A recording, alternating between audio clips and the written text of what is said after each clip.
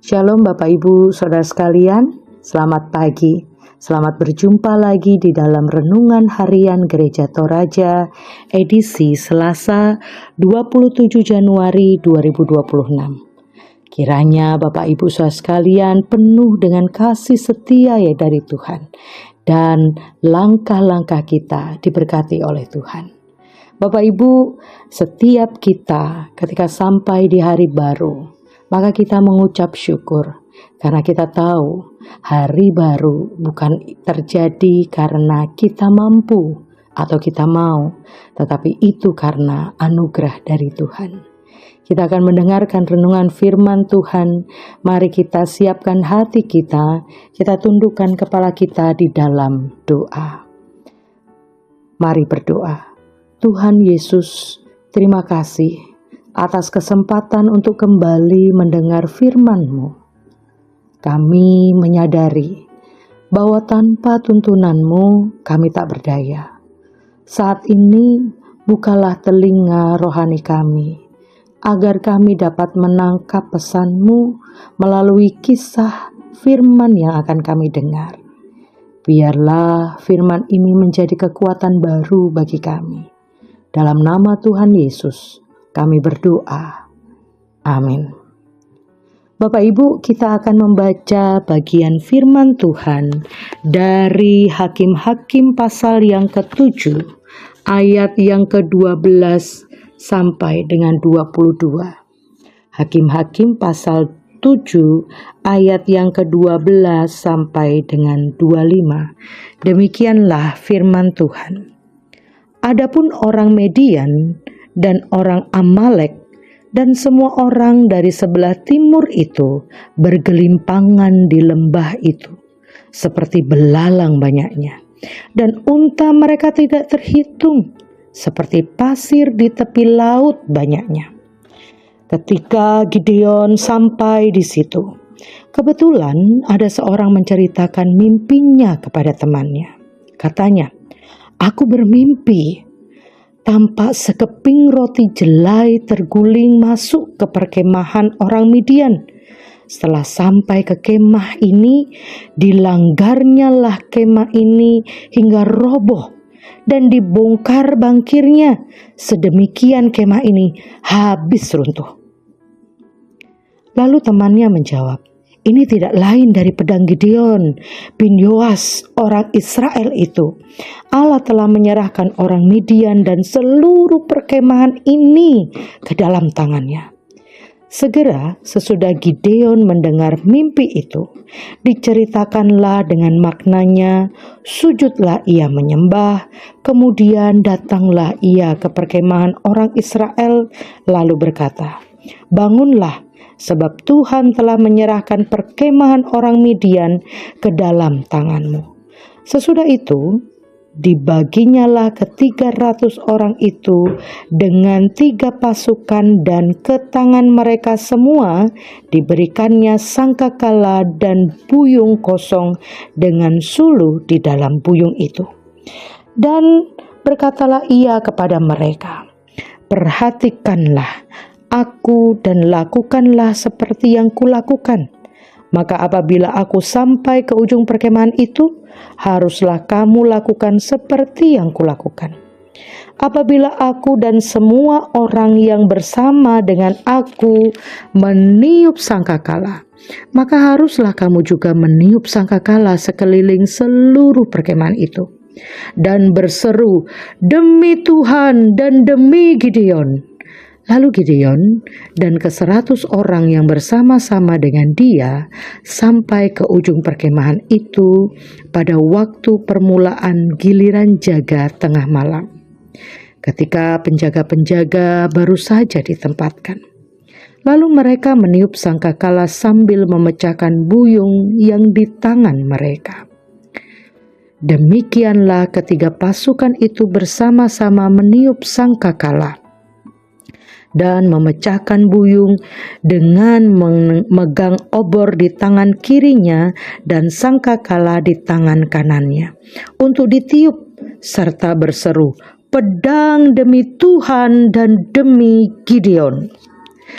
Sementara itu tinggallah mereka berdiri masing-masing di tempatnya sekeliling perkemahan itu, tetapi seluruh tentara musuh menjadi kacau balau, berteriak-teriak dan melarikan diri.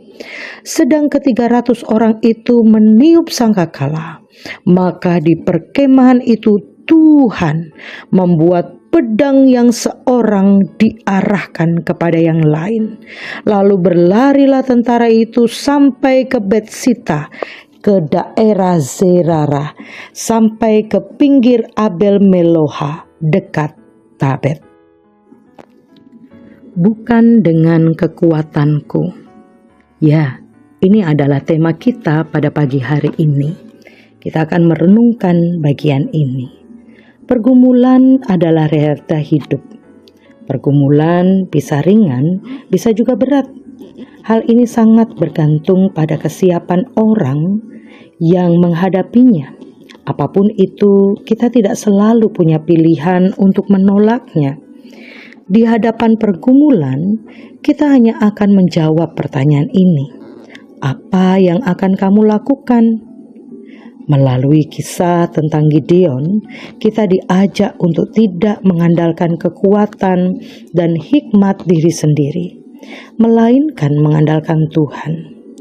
Orang-orang Midian dan Amalek datang dengan kekuatan yang mengerikan.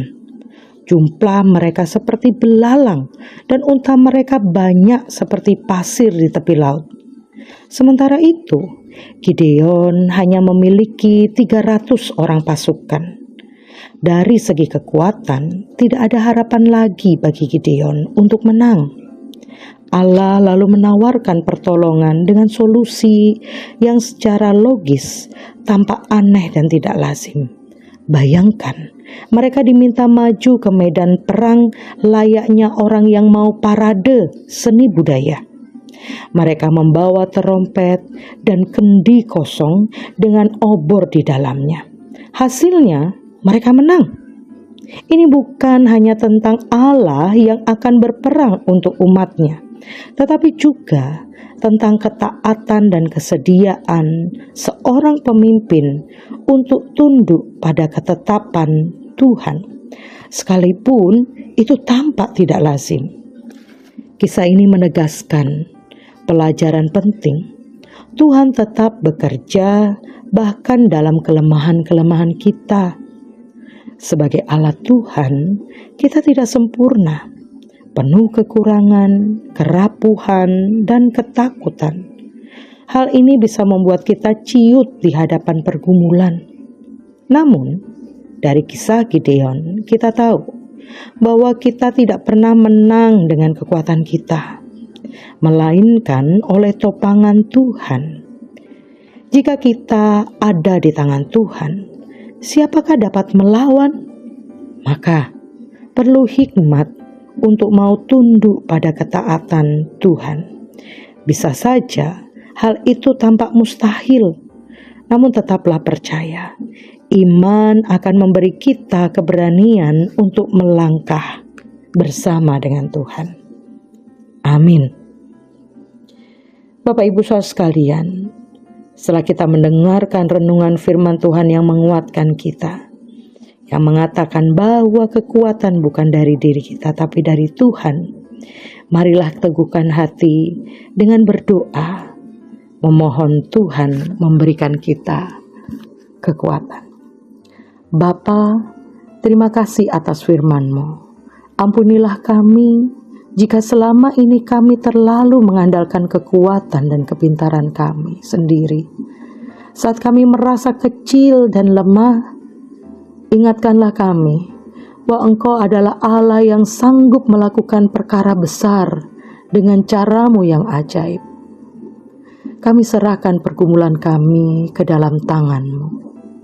Orang-orang yang kami kasihi, yang saat ini sedang berjuang, baik dalam sakit penyakit, di dalam pergumulan iman mereka, di dalam kerinduan-kerinduan mereka, di dalam perekonomian mereka, di dalam hal-hal yang menyesakkan hati mereka saat ini, oh Tuhan. Kiranya Engkau menjamah mereka dan mengingatkan bahwa dalam kelemahan, dalam kelelahan mereka, dalam kekurangan dan ketidaksempurnaan mereka, Tuhan tetap bisa bekerja. Kiranya saudara-saudara kami kekasih ini boleh terus meneguhkan hati kepada Tuhan dan percaya meskipun langkah bahkan solusi yang Tuhan berikan tampak mustahil bagi mereka. Biarlah percaya itu tetap tinggal dalam hati kami dan terus tumbuh dalam hidup kami. Hingga akhir hari ini kami boleh datang kepada Tuhan, mempersembahkan diri dan bersyukur untuk kekuatan yang Tuhan beri sepanjang hari. Terima kasih Tuhan. Kami serahkan seluruh hari kami dalam tangan pengasihan-Mu. Dalam nama Tuhan kami yang memberi kekuatan, kami berdoa. Amin. Bapak Ibu saudara sekalian, marilah kita menjalani hidup kita dan kita terima berkat dari Tuhan. Tuhan memberkati kita dan melindungi kita. Tuhan menyinari kita dengan wajah-Nya dan memberikan kita kasih karunia. Tuhan menghadapkan wajah-Nya kepada kita dan memberi kita damai sejahtera. Amin. Selamat menjalani hari yang penuh kemenangan bersama Tuhan. Dan ingatlah, bukan dengan kekuatan kita, tapi dengan Roh-Nya, yaitulah yang menguatkan hati dan pikiran juga langkah kita. Tuhan Yesus memberkati.